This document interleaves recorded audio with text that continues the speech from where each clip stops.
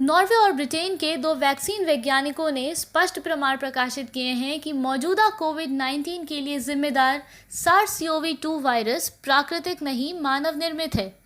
इन वैज्ञानिकों ने दो निष्कर्ष दिए हैं, जिनमें पहला है कि सामान्य तौर पर जानवरों से आदमी में संक्रमण की अवस्था में जो म्यूटेशन होता है वो सार्स-CoV-2 के मामले में नहीं होता।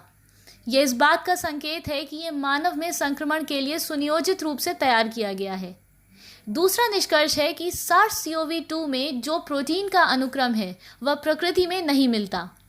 इस सीक्वेंस से संक्रमणीयता और बढ़ जाती है और बीमारी गंभीर हो जाती है। वैक्सीन के विशेषज्ञ लेखकों ने इस बारे में विस्तार से जानकारी देते हुए बताया कि कोविड-19 स्नायु तंत्र या रक्त संबंधी बीमारी के रूप में सामने आया है। इसकी चिकित्सीय पहचान का दायरा भी बड़ा है। इसमें स्वाद और सूंघने की क्षमता समाप्त हो जाती है, तो कभी गले में दर्द होता है और कफ सूख जाता है।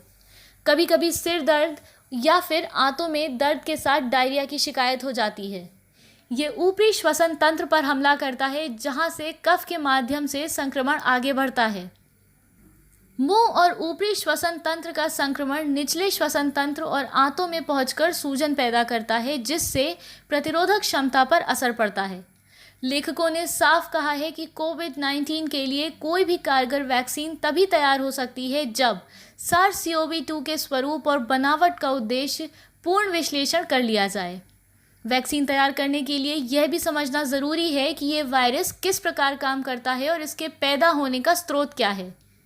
इस संबंध में उल्लेखनीय है कि वैक्सीन भी रोग प्रतिरोधक क्षमता के सिद्धांत पर काम करती है, जिसमें बीमारी के कुछ कमज़ोर कीटाणु स्वस्थ मानव शरीर में पहुंचाए जाते हैं। इसलिए वैक्सीनेशन के बाद बुखार आना स्वाभाविक लक्षण माना जाता है और वैक्सीन द्वारा मानव शरीर में पहुंचाई गई कीटाणुओं की अल्प मात्रा के खिलाफ लड़कर शरीर उस बीमारी से लड़ने की क्षमता विकसित कर लेता है। लेकिन कोरोना वायरस साधारण वायरस नहीं है और ना ही ये प्राकृतिक है। इसलिए साधारण दवाएं और सिद्धांत इसके इलाज में कारगर सिद्ध होंगे, इसमें अभी संदेह है। ऐसे में विशेषज्ञों का मानना है कि जिस प्रकार लोहा ही लोहे को काटता है और जहर ही जहर को मारता है, कृत्रिम कोरोना वायरस का इलाज एक दूसरा कृत्रिम वायरस ही हो सकता है।